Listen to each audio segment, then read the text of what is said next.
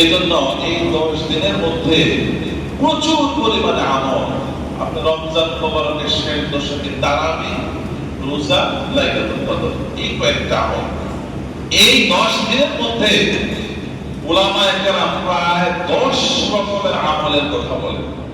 10 দিনে 10 প্রকারের আমল। এই আমলগুলোর মাধ্যমে সবকিছু দেখবেন, আমরা বলি যে শেষ ভালো যা সব ভালো তা। একটা মানুষ সারা জীবন বেঈমান ছিল, কুফরের মধ্যে ছিল, জীবনের শেষ অংশে এসে সে যদি সুস্থ সজ্ঞানে লা ইলাহা ইল্লাল্লাহ মুহাম্মাদুর রাসূলুল্লাহ এই কালিমা পড়ে, জীবনের সমস্ত গুনাহ মাফ হয়ে যাবে, আল্লাহ পাকের জান্নাত দিয়ে দেবে। ঠিক তার উল্টো, সারা জীবন নেক আমল করেছে, জীবনের শেষ মুহূর্তে এসে যদি কুফরি করে মারা যান, জীবনের সমস্ত আমল বাতিল হয়ে যায়, সে জাহান্নামে প্রবেশ করে। এখান থেকে আমাদের বাংলা ভাষায় প্রবাদ হিসেবে আসে শেষ ভালো যান সব ভালো যান। আবার একই মর্মের হাদিস আছে, রাসূল কারীম সাল্লাল্লাহু আলাইহি সাল্লাম বলেন, ইন্নামাল আ'মালু বিল খাওয়াতিম, ইন্নামাল আ'মালু বিন্নিয়াত।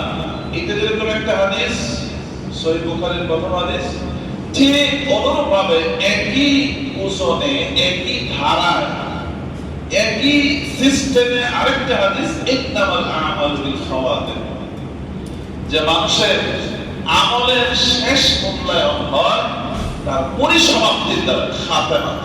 এজন্য আল্লাহ তাআলার কাছে আমরা সবসময় খাতেমা বিল খায়রের দোয়া করি। দেখবেন বলা হয় যে আল্লাহ আমাকে খাতেমা বিল খায়র নসিব করেন। সারা জীবন অনেক কিছু করলাম, কিন্তু জীবনের শেষ মুহূর্তটা যেন ঈমান এবং আমলের সাথে যায়, এই দোয়াটা সবসময় করতে হয়। এজন্য দেখা যায় এই 12 মাসের মধ্যে আল্লাহ তাআলা এমন একটা সিস্টেম রেখেছেন যে শেষটা যেন এমন সুন্দর হয়, পিছনে সব সুন্দরতা যেন পূরণ হয়ে যায়, শেষ মাসটা যেন এত সুন্দর হয়।